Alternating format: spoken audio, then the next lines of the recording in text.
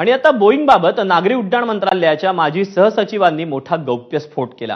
गेल्या काही वर्षांपासून बोईंगबद्दल अनेक तक्रारी येत आहेत आणि त्याबाबत एअर इंडियाशी डीजीसीएनं अनेक वेळा पत्रव्यवहार केला, अशी माहिती नागरी उड्डाण मंत्रालयाचे माजी सहसचिव सनत कौल यांनी दिली। तसंच सुरक्षेच्या उपाययोजनांबाबत त्यांनी काही सवालही उपस्थित केले।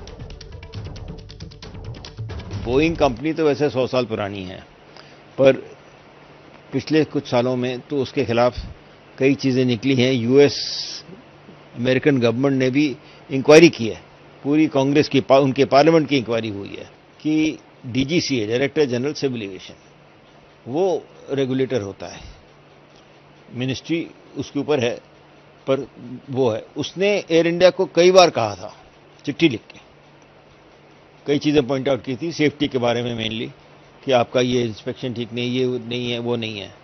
तो ये तो हो चुका है।